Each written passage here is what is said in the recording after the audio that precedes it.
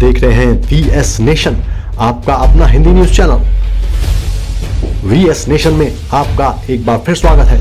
दोस्तों, वसई पश्चिम में कुछ महीने पहले भारतीय जनता पार्टी का जनसंपर्क कार्यालय खुला, जो कि वार्ड नंबर 93 में था। उसकी अध्यक्षा रीटा इस्सर हैं। इस कार्यालय के बाहर से भारतीय जनता पार्टी का झंडा गायब हो जाना, चोरी हो जाना एक बड़ी दुर्घटना मानी जा सकती है।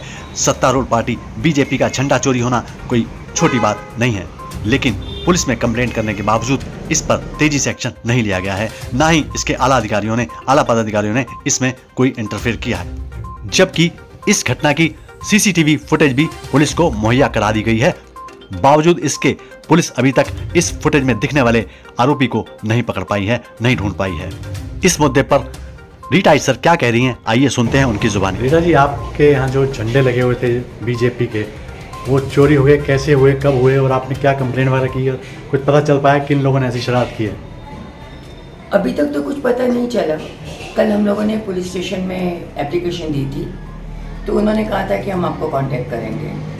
आज दूसरा दिन है, अभी तक तो कोई ऐसी इंक्वायरी हुई नहीं है, हमसे कोई पूछताछ नहीं हुई है। अब पहले हमारे यहाँ के 3 झंडे लगे हुए थे। एक हमारे ऑफिस के बाहर था, एक सामने लगा हुआ था, डंडों पे था लकड़ी के। तो 2 हमने इसलिए कोई ज़्यादा एक्शन नहीं लिया कि शायद कोई कचरे वाले आए होंगे, उतार के ले गए होंगे, इसलिए इतना ज़्यादा मतलब हमने सोचा नहीं। लेकिन 2 दिन पहले सुबह 3:50 पे मिडनाइट में ही, तो ये तो हमें अगले दिन पता चला, और CC फुटेज के थ्रू कि जब झंडा उतारा गया, कोई बंदा स्कूटर पर आता है, पर अक्षय होटल की तरफ से आता है, बीच में स्कूटर खड़ा करता है, झंडे की तरफ आता है, झंडा उतारता है, लेकिन उससे वो झंडा रस्सी में से निकल नहीं सकता, तो वो उस झंडे को फाड़ता है। झंडा फाड़ने के बाद उतरता है, वो झंडा लेकर के स्कूटर पे बैठता है और सीधा आगे की तरफ निकल जाता है। तो आपको क्या लगता है, किसकी शरारत है, या ये जानबूझ के इंटेंशनली किया गया है, आपको डराने के लिए, ऑफिस बंद कराने के लिए? क्या है, ऐसा क्या समझते हैं? मुझे ऐसे ही लगता है कि कोई नहीं चाहता, जिसने भी ये काम किया होगा वो नहीं चाहता होगा कि बीजेपी का ऑफिस यहाँ पर रहे। एक तो ये सेंट्रल एरिया है, और हम लोगों ने 7 महीने पहले ये ऑफिस खोला है, और मैं एक कार्यकर्ता के हिसाब से ही यहाँ काम कर रही हूँ। मुझे किसी पद का या मुझे किसी इलेक्शन लड़ने का शौक नहीं है, मुझे इलेक्शन लड़ना है, मेरी ऐसी कोई इंटेंशन भी नहीं है। मैं एक कार्यकर्ता के हिसाब से यहाँ पे काम कर रही हूँ, और चाहती हूँ, क्योंकि मैं कट्टर बीजेपी की समर्थक हूँ, और मैं चाहती हूँ कि मैं उनके लिए काम करूँ। सत्तारूढ़ पार्टी बीजेपी सबसे बड़ी पार्टी, और उस पार्टी का झंडा कोई फाड़ देता है, उस पर अभी तक 2 दिन में कोई एक्शन नहीं हुआ। आपके जो बड़े आला नेता हैं, आला पदाधिकारी हैं, उन्होंने कोई एक्शन लिया नहीं? जी नहीं, मैंने सबसे कहा था कि ऐसा ऐसा करके हमारे साथ हुआ है, तो उन्होंने भी यही कहा कि आप एप्लीकेशन कर दो। आज दूसरा दिन है, एप्लीकेशन करके भी हो गया, लेकिन अभी तक भी कोई इंक्वायरी नहीं हुई, और मुझसे किसी ने पूछा भी नहीं भाई क्या हो रहा है, या आपको किसी हेल्प की ज़रूरत है, या कुछ चाहिए। मैं बीजेपी पार्टी के लिए काम कर रही हूँ, ना कि किसी इंडिविजुअल पर्सन के लिए।